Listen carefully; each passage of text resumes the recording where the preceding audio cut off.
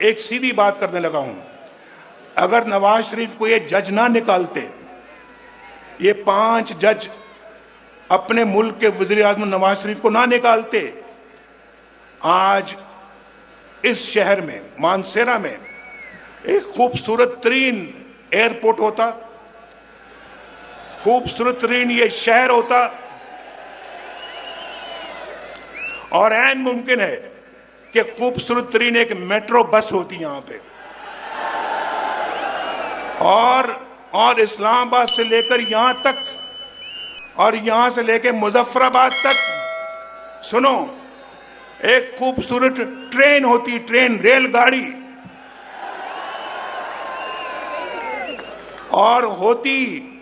और इसी दौर में होती है 2022 से पहले मुकम्मल हो चुकी होती। ये मैं आपको अल्लाह के फजल और करम से दावे से कह रहा हूं, ये नवाज शरीफ का मंसूबा था। अगर मैं समझता हूं हमें अपनी हुकूमत की मुद्दत पूरी करने दी गई होती, उसके बाद अगली हुकूमत भी अल्लाह के फजल और करम से आपने मुस्लिम लीग को देनी थी। यहां कोई मानसेरा में मैं दावे के साथ कहता हूं, अल्लाह के फजल और करम से कोई शख्स, कोई नौजवान यहां पर बेरोजगार ना होता, सबके पास बाइज्जत रोजगार होता, यहां पर हर घराना खुशहाल होता, हर घर में रोशनी के चिराग जल रहे होते। और पाकिस्तान के अंदर एक जमाना था, नवाज शरीफ वज़ीर आज़म था, आपको याद होना चाहिए, सब्जियां 10-10 रुपए किलो बिकती थी, सब्जियां 10 रुपए किलो बिकती थी या नहीं बिकती थी? और 60 रुपए लीटर तेल था, पेट्रोल था या नहीं था? और घी सस्ता था, चीनी 50 रुपए किलो थी। और उसके बाद आप जानते हैं कि पाकिस्तान के अंदर कोई महंगाई नहीं थी, अल्लाह ताला की बड़ी बरकत थी। लेकिन इन जालिमों ने पाकिस्तान का सत्यानाश किया, पाकिस्तान को डगर से निकाल कर नीचे गिरा दिया, और आज हम पीछे रहते रहते दुनिया में बहुत पीछे रह गए हैं। रुपया 104 रुपए, डॉलर 104 रुपए पे हमने बांध के रखा हुआ था, आज डॉलर ही कंट्रोल में नहीं आता। और ये सब कुछ, ये जो है, ये तोहफा, ये बदनसीब तोहफा ये पिछली हुकूमत ने आपको दिया है। नवाज शरीफ तो एक बहुत उम्दा पाकिस्तान छोड़कर गया था। एवं नहीं सजने, कुछ करांगे तो सजणगे, जिन्होंने बिगाड़ना था वो बिगाड़ के चले गए हैं। ये पाकिस्तान के साथ बहुत जुल्म हुआ है। हम नारे तो बहुत लगाते हैं, लेकिन ये जान जोखों का काम होगा इस पाकिस्तान को दोबारा पटरी पे लेकर आना। ये कोई आसान काम नहीं है। ये भाई आपको भी हुकूमत के साथ कंधे से कंधा जोड़ना होगा, दोबारा तामीर करनी होगी इस मुल्क की आपको। लेकिन खैबर पख्तूनख्वा वालों, आप भी इस झूठे शख्स के झांसे में आ गए। बोलो, आप भी इस झूठे शख्स के झांसे में आ गए? यार, वोट तो आपने दिया था, हुकूमत तो यहां थी उसकी। हुकूमत तो खैबर पख्तूनख्वा में उस पार्टी की थी। और मुझे बड़ी अच्छी तरह से याद है, जब 2013 के इलेक्शन हुए, तो जब मैं वज़ीर आज़म बन गया, मौलाना फजलुर रहमान साहब हमारे बड़े अच्छे साथी हैं और बेपनाह इज्जत करता हूं मैं उनकी, बड़ा एहतराम करता हूं। वो मेरे पास आए वज़ीर आज़म हाउस में, मुझे कहते हैं, नवाज शरीफ साहब, हमारे पास भी बहुत तादाद है लोगों की, मेंबरों की, असेंबली के मेंबरों की, आप और हमारी हुकूमत, हमारी पार्टी मिलकर खैबर पख्तूनख्वा में हुकूमत बना सकते हैं, तो हम बनाते हैं।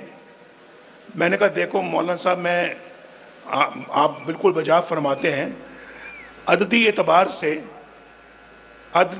से उनकी पार्टी जो है वो हमसे 1, 2, 3 वोटों से ज्यादा है, तो उनका हक पहुंचता है कि वो गवर्नमेंट बनाए, और वो गवर्नमेंट बनाने का हक हमें उनसे नहीं छीनना चाहिए।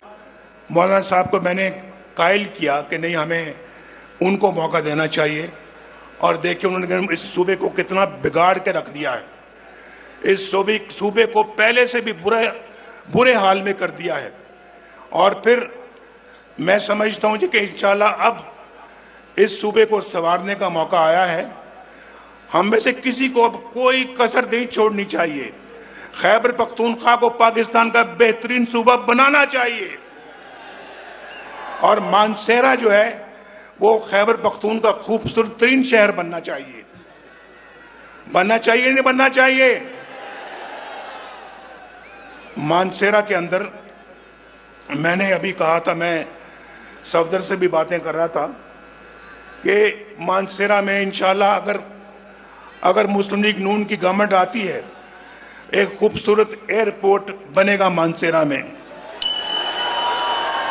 और नवाज शरीफ कह रहा है कि इंशाल्लाह एक खूबसूरत तरीन एयरपोर्ट बनेगा इंशाल्लाह। मानसेरा में ट्रेन आएगी, रेलगाड़ी आएगी इंशाल्लाह, जो कराची से चलेगी मानसेरा आएगी और मानसेरा से आगे मुजफ्फराबाद जाएगी इंशाल्लाह। ये ठीक कह रहा हूं मैं कि नहीं कह रहा? बोलो। अगर तो ये मैं नवाज शरीफ जो बात कर रहा है तो फिर हाथ उठा के मुझे बताओ कि ठीक कह रहा हूं। और फिर ये मानसेरा वाली जो मोटरवे जो है ये आगे जाएगी इंशाल्लाह, ये जाएगी आगे बालाकोट, कागान, नरान, बाबूसर, चिलास और गिलगित तक जाएगी इंशाल्लाह। ये भी ठीक कह रहा हूं, ये ठीक कह रहा? बोलो। मंजूर है या नहीं मंजूर है? इंशाल्लाह। एक तो बड़ा खूबसूरत इलाका है आपका, यहाँ पे कौन सा पहाड़ी इलाका है भाई? ये जो अपना जो है जी नहीं, नारायण कागान तो इधर है ना भाई। ये गड़ी हबीबुल्ला की तरफ जो है रास्ते में क्या है, पहाड़ी इलाके को क्या कहते हैं? आप क्या मकामी रहने वाले, आपको भी नहीं पता? ये मकामी लोग मेरे सामने बैठे, मैं पूछ रहा, उनको भी नहीं पता क्या नाम है यार वैली का नाम? जो पहाड़ी इलाका जो है बाबूसर की तरफ जाते हैं, बाबूसर नहीं, जो इधर जाता है, जो बटरासी। इनको बटरासी का नहीं पता, ये है मानसेरा के रहने वाले। भाई मानसेरा वालों, मैं छोटी छोटी बातें नहीं कर रहा। छोटी छोटी सड़कें जो हैं, ट्रांसपोर्ट जो है वो तो वैसे ही आपका हक है। अगर अल्लाह ने मौका दिया तो इंशाल्लाह यहाँ पर कॉलेज भी बनेगा, यूनिवर्सिटी भी बनेगी इंशाल्लाह, और मेडिकल कॉलेज भी बनेगा इंशाल्लाह यहाँ पे। और दूसरा, यहाँ पे मानसेरा के लिए वाटर सप्लाई जो है उसके लिए शोकरान से हम पानी लेकर आएंगे मानसेरा में। और इंशाल्लाह गैस भी आपको सस्ती मिलेगी, इंशाल्लाह पेट्रोल भी सस्ता मिलेगा, इंशाल्लाह आपको सब्जियां भी सस्ती मिलेंगी, इंशाल्लाह आलू मटर भी सस्ते मिलेंगे आपको इंशाल्लाह। और फिर आपको रोजगार भी अल्लाह के फजलो करम से मिलेगा, आपको अच्छा मुस्तकबिल भी इंशाल्लाह मिलेगा। नौजवानों के हाथों में कंप्यूटर होंगे, कंप्यूटर।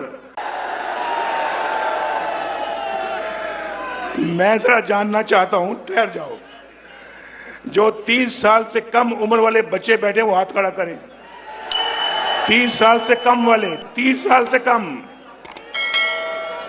नीचे करें हाथ नीचे करें। जो 30 साल से ऊपर वाले वो हाथ खड़ा करें। 30 साल से कम वाले ज्यादा है, 30 साल से कम वाले बहुत ज्यादा है भाई। 30 साल से कम वाले फिर दोबारा करें, बहुत ज्यादा है, बहुत ज्यादा है। मेरा आप सबको सलाम, सबको बहुत सलाम, प्यार और दुआ। और इंशाल्लाह अल्लाह के फजलो करम से ये जो मैं आज कह रहा हूँ, अल्लाह ताला अच्छा वक्त लाए, हम फिर इंशाल्लाह ये सारे मामलात की तकमील करेंगे और मानसेरा वालों को उनका हक अदा करेंगे। बहुत शुक्रिया। पाकिस्तान